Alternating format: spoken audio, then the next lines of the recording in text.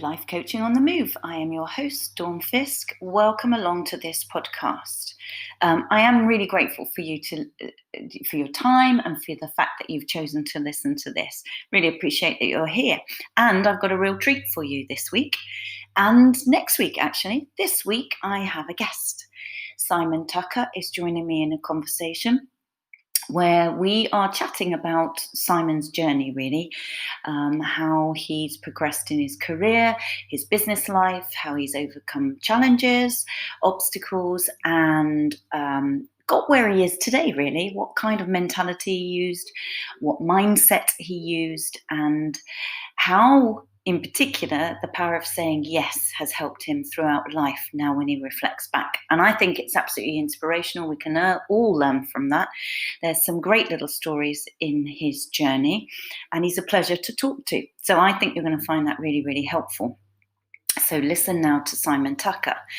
Also, I guess going to give you the heads up that next week I have another guest, Kay Osborne, who is a nutritionist running her own really successful nutrition company.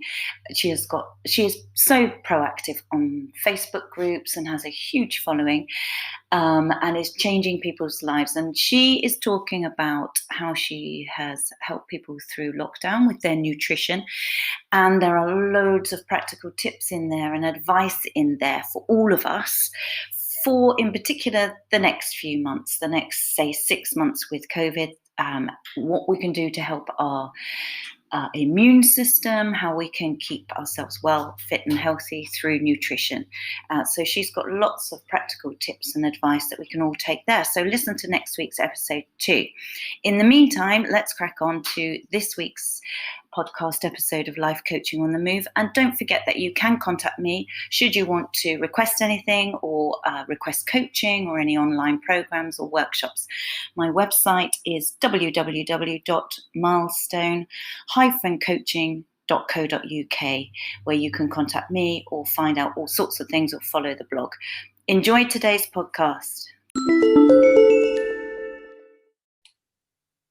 Hi, Simon. It's Dawn. Welcome. Good afternoon. Hi. Welcome to Life Coaching on the Move podcast. You are my second ever guest. This is very exciting. Thank you very much. I'm very privileged.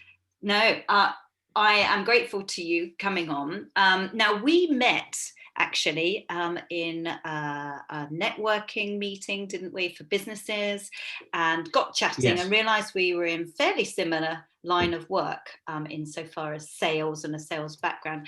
And I thought it would be a great opportunity to get you on here to talk about your journey, because it's a dead interesting journey that you've had. Would you feel happy to share that with the listeners? More than happy, Dawn. Yeah, very, very happy to talk to you and answer any questions you might have.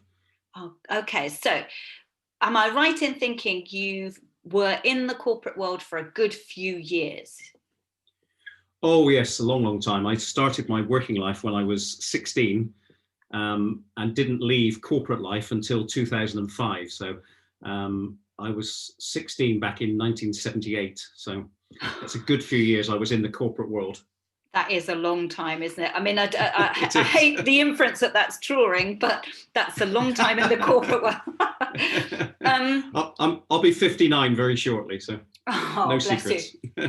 So you were in a safe environment, you were secure, you'd got a history, you'd got a reputation. It was all going well? Yeah, very well. I got myself up to, from rookie salesperson back in 1980 up to European Sales and Marketing Director by 2005, when I finally decided to jump ship and go and work for myself. So yeah, I'd had a really good sales life, had a good career.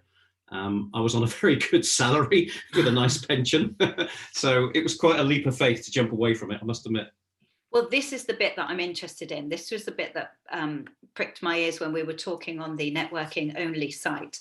What some people listening to this might be thinking, what?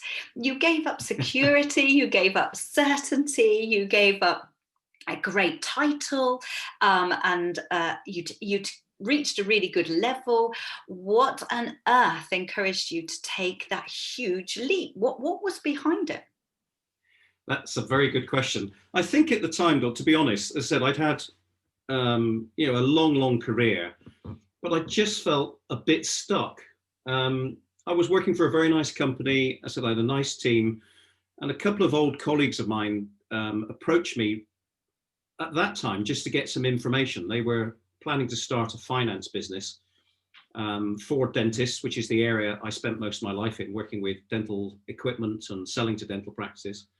So that was a set market. That market wasn't going to go away, was it? It wasn't no, volatile market or anything like that. No, a very stable market in truth. I mean, dentistry is always going to be there. We're always going to need our teeth fixed. And as an industry, it's a small industry in the UK. There's 11,000 dental practices, but it's a very good industry and a fun industry. It's taken me all over the world. And these colleagues came to me with an idea and said they wanted some data effectively about the dental equipment market. Could I help them? So I said, yes, of course. And we met a couple of times and I gave them as much background as I could in terms of what the market was like at that point. And then a few weeks after that, they came back to me and said, how do you fancy joining us? And they were launching a new product at that time, a brand new idea, which effectively was consumer finance so that dental patients could pay for their treatment using credit. And it had been around, but not really used in any big way. And call it a midlife crisis, call it, craziness, whatever you want to call it. I was in a position where I thought, I'd really like to have a go at that. I've never been self-employed. I know these guys well. What's the worst that can happen? So just a bit further background, my children at that point, my son was just about to go off to university and his sister was only a couple of years behind him. We still had a mortgage. My wife was working part-time. And so I spent a long weekend talking to her about it. And saying that the only way to get the business off the ground was we were going to have to go and borrow £100,000 against the value of our house, which was quite some conversation, I can assure you. Oh, my word. But to her credit, she said, what's the worst that can happen? And I said, it goes wrong and we have to sell the house. And again, to her credit, she said, well, I guess if we don't try now, at that point I was in my early 40s, we'll never know, will we? So let's do it. So we did. We jumped off the cliff. We went and borrowed the money. And interestingly, the other three people I joined the business with were actually all unemployed at that point. So they didn't really have quite so much to lose. I gave up a good job, a pension fund and all the other stuff to give it a go. But it felt right. It felt like something I wanted to take on the challenge to see if we could make it work. And fortunately, it did. It took a lot longer than we imagined, but it did work. So I'm glad I did it. It could have gone horribly wrong. But as I said, at the end of the day, what's the worst going to happen?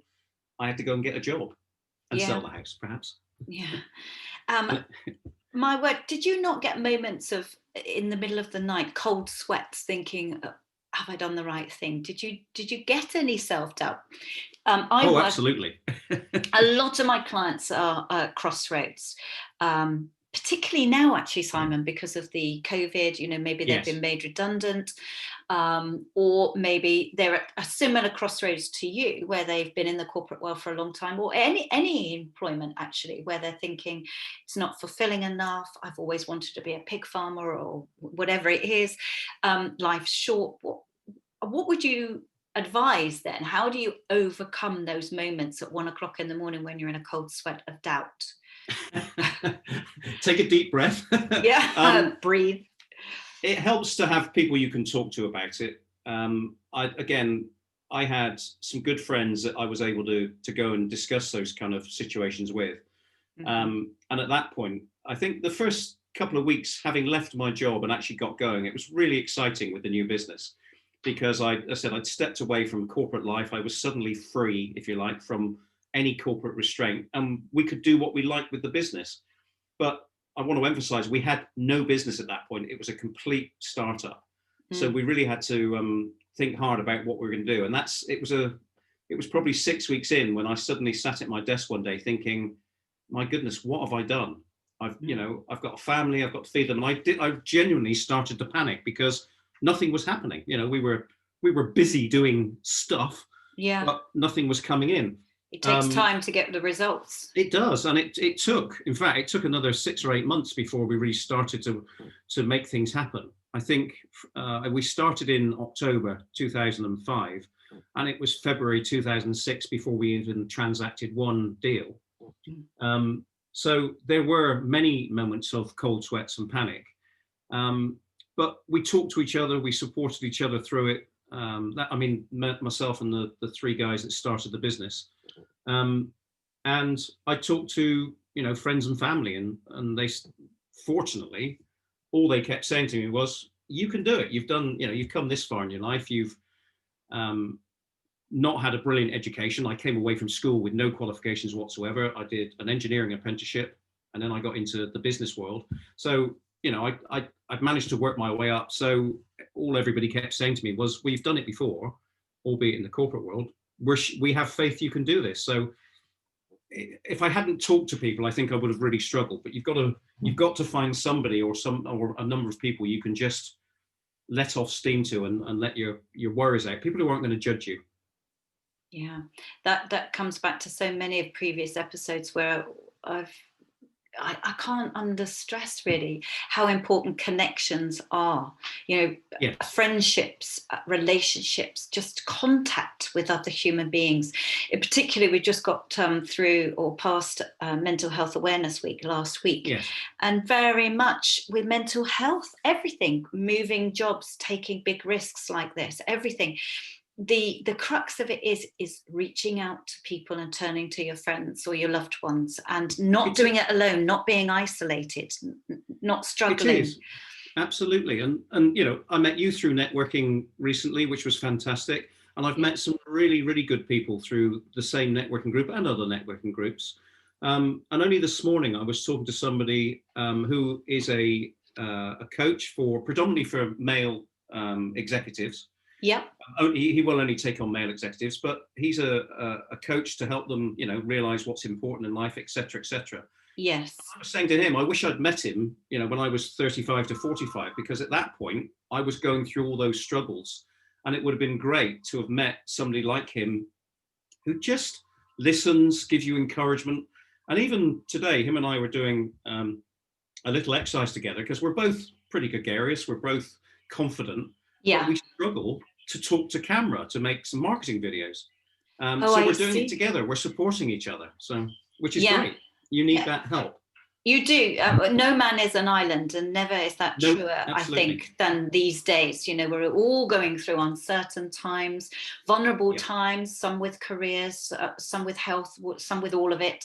And I really think what's going to get us all through this difficult winter is pulling together, looking after each other, supporting each other, which is why the networking that you and I both are part of, the group, is so important. But friendships, loved ones, as you say, a coach that you're working with, it keeps you sane, it keeps you on track.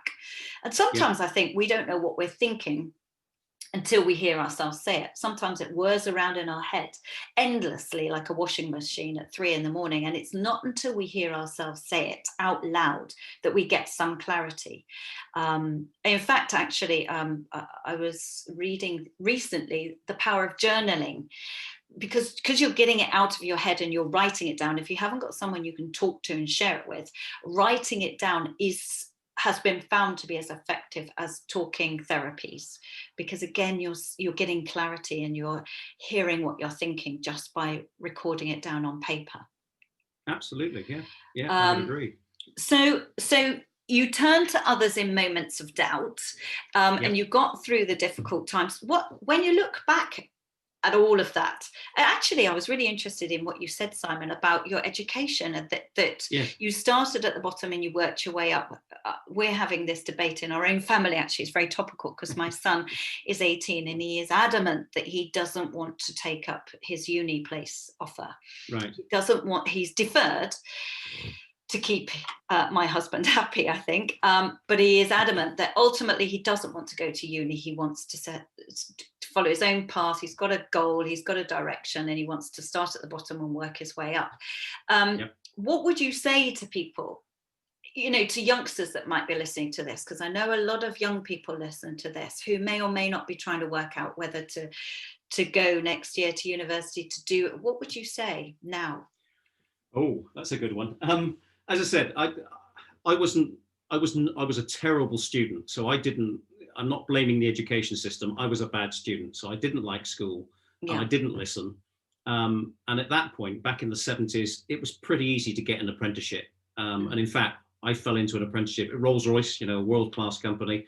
I fell into that. So it was relatively easy for me at that point.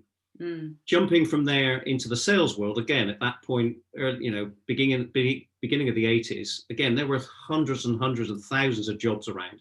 And I was able to, I had to work reasonably hard, but I was able to get interviews and get into a sales role without too much difficulty. And worked hard, kept putting my hand up and saying, I'll do that. And eventually somebody says, well, go on, do it then. So, I was just brave enough or stupid enough, not sure which, to put my hand up and volunteer for lots of different things. So I learned on the job. I had a life, I know everybody says they're from the school of life, but I genuinely did have a lifelong apprenticeship, if you like, in the business world.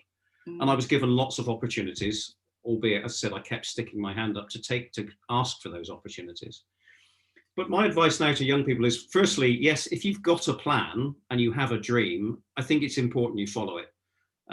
My daughter was heavily encouraged by her tutors at school to go and do a proper degree, as they called it, because she was brilliant at English, loved English. Yeah. But since 3 years of age, she wants to be an actor. So she went off to acting school, got her degree in acting, and has been acting ever since. And there was no way I was going to discourage her and say to her, well, the school's right, you really need to get a proper education first. It was her dream and she was determined. And I think as long as you are determined and you know where you want to go, then follow that dream. Yeah, follow your guts. Follow your guts. Because if it feels right, it probably is. Like me starting that business, it just felt right. I had no idea whether it was going to work or not, but it felt right. And I wanted to do it. And I think if you're uncertain, then take the safer route. If you can't decide, then yes, I would say go and do the university degree, continue your education, because it will give you other life skills. You might not totally enjoy the course that you're following, but you'll meet lots of people, you'll make lots of connections, and you'll hopefully have a lot of fun. Yeah. But if you know what your dream is, I would say, and I might get shot by some parents for saying this, but I would say follow your dream, because life is short. And if you don't do it now, you'll possibly regret it. I'm totally with you on it. I absolutely agree with you. And that's exactly what I've said to my son. And it's exactly what I say to clients, actually, that come for coaching who are at crossroads. Should I take the risk and set up this business? I've always wanted to make jewelry, or I've always wanted to do X, Y, and Z, whatever it is. I've always wanted to be a writer, and so on. And I say, just follow your gut. Just, you'll never know unless you try. And as your wife said to you, what's the worst that could happen? Well, the worst that could happen, I think, actually, I genuinely think this, the worst that could happen is you'll get to the ripe old age of 96 in your nursing home, telling your new fellow residents all about your life. And you'll be saying, I always wanted to do this, this, and this. I wish I had. I didn't. Wish I had. Yeah, absolutely. And that, I think, is the worst that could happen, that you look back and think, why didn't I do this? And why didn't I follow my heart and take some risks? Absolutely. Yeah, exactly. And if there was a second period in my life where we as a family took that risk, which was prior to me leaving the corporate world. Back in 1994, I was offered the opportunity to move with the company I was with to America.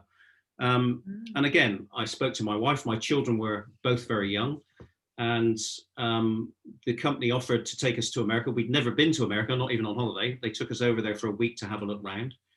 And again, on the flight on the way back, we discussed it. And it was my wife who said, well, actually, I think if we don't take this opportunity, we will regret it. We need to take the opportunity. It'll be good for the children. It'll be good for us. And it was. So again, we took the leap. We moved lock, stock and barrel, house, family to Chicago. And we had a fantastic 3 years. And that's your history. That's your memory. It's so important. Exactly. You've given that memory to your children. Yes. That's what it's all about. I think it's about our memories. It's about having no regrets. Your wife is a woman after my own heart. I just think you wouldn't have known. You would always perhaps have regretted that. Yes. Yeah, exactly. And I think for my children in particular, my son, when we moved over there, was 6. My daughter was 3. They were 9 and 6 when we came back. But it opened their eyes to the world. And Yes. now they travel without hesitation. They're Yeah. open to all cultures and values and beliefs. My son now lives in Germany. My daughter's traveled the world with her acting career. It's really, I know we were lucky, we had the opportunity, but we took the opportunity. And it doesn't have to be a big change like that. Sometimes it could be moving area. Sometimes it could be just changing company, or as you said, starting your own business. But I think if you don't take those opportunities when they present themselves, as you said, the worst that can happen is you're getting to older age and you think, oh, I wish I had. Yeah, Which exactly. I think is a horrible thing to have to think about, really. Yeah, because you can't change it then. You can't do anything about it, but we No, can. no. What I like here, though, is you're saying it takes courage. I think it absolutely takes courage to move your young family, lock, stock and barrel, to an unknown country where you've never even been on holiday. That takes real courage as a family. Yeah, what should we call it? A bit of both, maybe. But Yes. And also it takes you were prepared to take risks in both of your big steps in life, your big changes. You took risk. And many people don't like risk. Many people want the safest option. They want absolute certainty. Yes. They'll search and research, and they'll check everything. And that's fine. Everybody's different. But sometimes we've just got to take a leap of faith and jump and know that parachute will open, or at least, we've got to try these things. And I think the more we take risks, the more used to risk taking we become, and the less frightening it is. Yes, and I think you can do all the research you want if that's your thing, and really checking all the detail. But if you just take that final step and start that jewelry business or arts and craft business or manufacturing business, whatever is your thing, as I said, the worst that can happen is it doesn't succeed. It doesn't continue. I don't like to use the word fails, but because we all know that without trying, there is no failure. And without failure, there's no learning. So as I said, the worst that can happen in terms of having a go is you have to close the business down and you go and find a job. Not that finding a job's easy these days, we understand that. But ultimately, as long as nobody's harmed or nobody dies in the process, what's to lose? Give it a go. Because as I said, the one thing you will never do is regret trying. Yeah, absolutely. I'm completely behind you on that. Those wise words of wisdom. What did you do then? What was the next thing? Where did your future go from there? Well, we built the finance business we built up, and we cooperated. We networked really hard. Dentistry is a small world, so it's not difficult to network, but we networked really hard. And one of the big corporate businesses that we were working alongside, who was not a competitor, we really were very aligned in what they were offering, dental practices, and what we were offering. Of course, we became attractive to them as a proposition to acquire us. And they approached us 3 times over 3 years to buy the business. And we decided at that point we didn't want to sell it. And then finally, we decided that we would sell it. Now, part of that was, I think I've emphasized, well, there were 4 partners when we started it. 2/3 or a third of the way into the business starting, we found that one of the partners was stealing from us. So we had to buy that person out, which was not an easy process. So we had some trauma as well. Yeah. But then, as I said, 3 years on, the bigger corporate company came to us yet again. And at that point, we'd been through the 2008 crash, which actually helped us because we were offering credit to people. So the crash actually helped us, bizarrely. Yeah. But we got to a point where we thought, well, we can continue as we're going, or do we, sell the business to the corporate? There was a good marriage in it. It felt like it was a good fit. And we were all 3 of us going with the business. So we did that. We decided to take the offer. We didn't come out of it multimillionaires, but we came out with, a reasonable return on our investment, shall we say. Sure. And we all had a good job with it. So, which was fine. But what I realized was very quickly into that, once we'd sold, was I was back in the corporate world. And having been self-employed then for 7 or 8 years, I just wasn't enjoying it. I missed the freedom of making my own decisions. So again, I took the opportunity of being in a better financial position now than I'd ever had been. And I stepped away from that corporate world and started on my own, just me this time. So, and since 2013, I've been working purely on my own. And that's where we find you now, isn't it? It is, yes. So tell us a little bit about what you're doing now. Well, I jumped ship, as I said, in 2013. A big part of what we've been offering our clients at the time, which was dental practice, was sales communication training for them and their team to help them sell more dental treatment. Because naturally, if we taught them how to sell more treatment, they used more of our finance. So it was we were effectively training our own sales force. And I'd made connections with lawyers and accountants that were specialists to the dental field, and they'd asked me to do some training for them. And then I'd been asked by one of the dental manufacturers to go and do some sales training for their team because I knew the dental market. And so I'd already built a little bit of a background in sales coaching and sales training with predominantly dental businesses. Mm-hmm. So that's what I focused on. I went out on my own as a sales coach, sales trainer, again, predominantly focused at dentistry because that's what I knew. And then, as is likely to happen if you keep networking, somebody introduced me to a friend of theirs who had an engineering business. And my first job, as you may remember, was as an engineer. So they said, can you train our sales team to sell engineering products? And I said, yes. I'd never done it before, but I thought, I'm sure I can. So I did.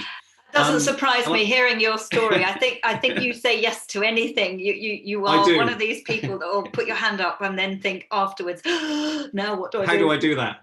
Look, can I tell you a quick story on that, Dawn, if I may? The reason for that is back in my young days, while I was still at school, I got picked to be on a television program, a children's television program for one series. It was called Why Don't You Just Switch Off Your Television Set and Go and Do Something Less Boring Instead, or Why Don't You for short.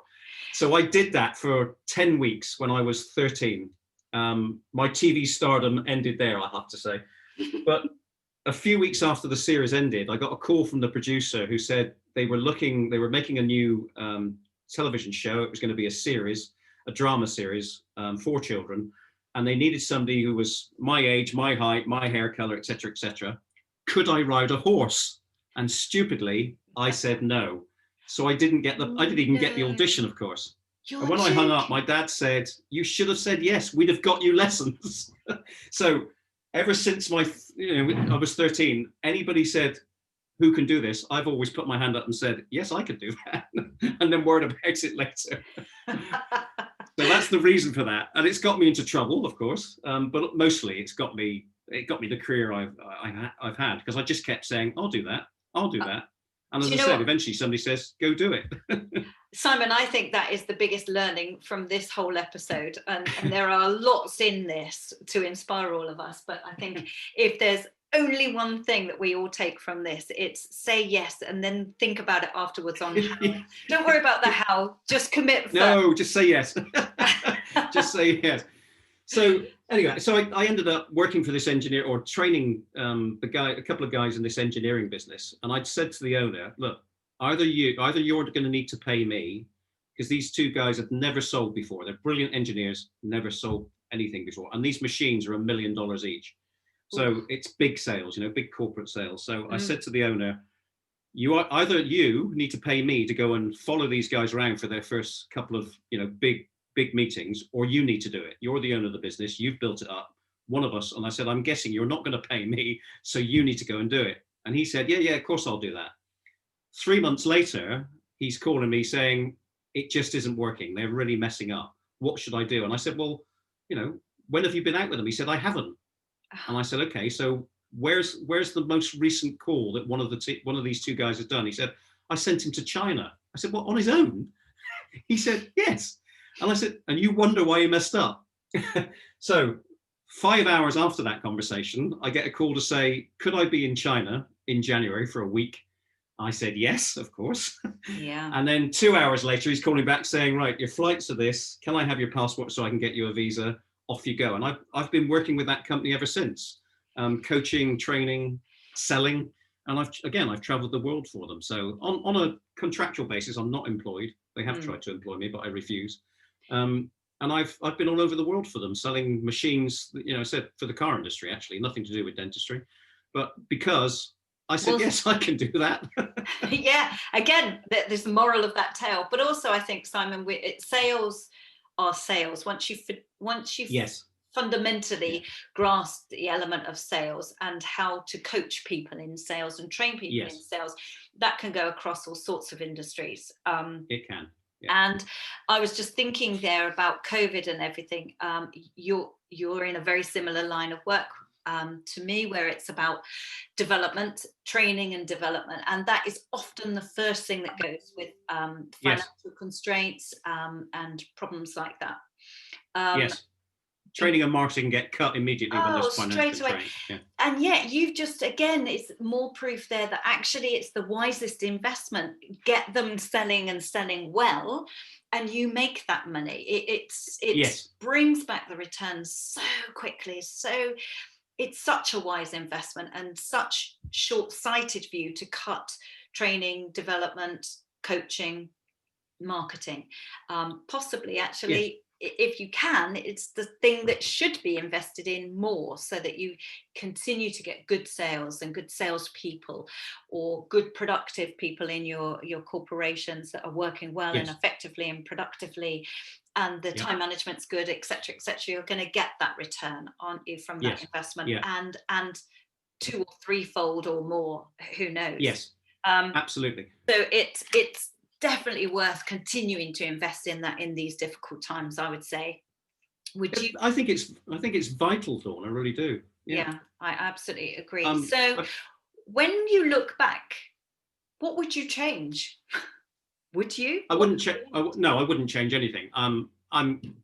Well, maybe I'd have studied a bit harder at school, but I said I didn't like school, so I can't change history. No, I wouldn't change it. Have I done things I shouldn't have done? Yes. Have I done things I wouldn't do again? Yes, but nothing life-threatening. Small things where I've perhaps said the wrong thing to somebody, or done something stupid at a sales meeting, or whatever. We've all done that. But ultimately, I've had a very good career because I kept saying yes. Interestingly, now I work for myself. I do have to learn to say no sometimes, because I tend to take on too much when actually I'm trying to have a bit more of a balance in my life, in terms of my wife works 4 days a week, so I try not to work on Fridays. But I still struggle to say no to somebody when they say, can we get together on Friday for a meeting? I must learn to say no occasionally. But because I'm aware that my opportunities in life have come around because I've just said yes. Yes. So it's hard. That's a hard habit to break now, and it's one I would encourage everybody to say yes more, just to try it, because short of anybody being injured or dying, no harm's going to come to anybody in the making of this career. The pennies just dropped, actually, and now I know why you're on the podcast, because I asked you. And your philosophy of just saying yes, I think, has paid off for me. I've benefited. Good. Well, that's very nice to hear. Very nice to hear. So what would you, bringing this to a close, we're running out of time now, what, for the benefit of the listeners, what advice would you give anybody if this has resonated with them? What would you leave them with in terms of thought-provoking words that they can take away from this? Don't mess around too much. If you've got an idea, go for it. Yes, seek advice. Yes, talk to your friends and family. But to be honest, your friends and family are going to tell you it's a good idea, whatever you say, because they're not going to judge you. They're going to say it's great. So talk to somebody slightly independent if you can, if you're really not sure. But ultimately, just have a go. Take the risk, because the only thing you'll ever regret is not taking the risk. Yeah, exactly. So just give it a go. And do all the research, make sure you've got all your ducks in a row if that's what makes you comfortable. But at some point, you have to make the jump. Otherwise, you'll never do it, because you can research and research and research, and you'll always find things that will put you off. But ultimately, if it's an idea, it's in your heart, it's in your gut. I've always based all of my judgments on, if it feels right, I'm going to do it. Yeah. If I've any doubt, then the answer is no. But if there's no real doubt, I'm going to go for it and just have a go at it. So that's what I would say to everybody. And ultimately, actually, if they want to talk to me, I'm happy to talk to anybody who's got an idea. If they, for free, they can get on a Zoom call with me or a phone call. And I'm very happy to to talk to them. I lectured recently to, well, twice now in the last 2 years, to the business students at Bournemouth University. And I'm about to do the same at Pearson College now, to the students looking for placements and internships. And I'm just saying the same to them. Be prepared, do your research, find out all about the business you want to go and work for, and give it a go. There's no, whether it's Apple or it's a startup, give it a go. That's brilliant. I love the fact that you're doing that and giving back. Where can people reach you? How do they contact you if they want you to talk to their audience, or they want some advice or sales training? Because we've said how valuable sales training is to get your team really strong and really competent at selling. Where can they get hold of you? Well, they can find me on LinkedIn. I'm just there as Simon Tucker, or I'm also got a business page called Profitable Conversation. And my website is profitableconversation.com. So you can find all my contact details there. There's no secrets.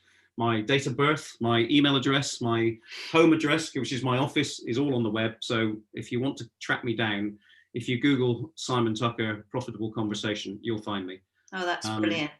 And I'm very happy to take emails or calls from anybody that's thinking of starting a business or got some doubt about what they're doing, or just wants to throw an idea past me. I'm happy to take those calls. So. Oh, that's brilliant. Really kind. Thank you. I don't know about the listeners, but I've really enjoyed talking to you, and you've inspired me. You've confirmed in my mind that I was right with my gut feeling advice to my son. Yes. And I hope it's been really, really helpful to the listeners. Thank you so much. Thank you. It's been a pleasure. Thank you very much for inviting me. I've had a lot of fun in the last 45 minutes. Thanks very much, Dawn. Oh, and good luck with everything that you do. I don't think you need luck, but good luck. All the best. Thank you. Thank you.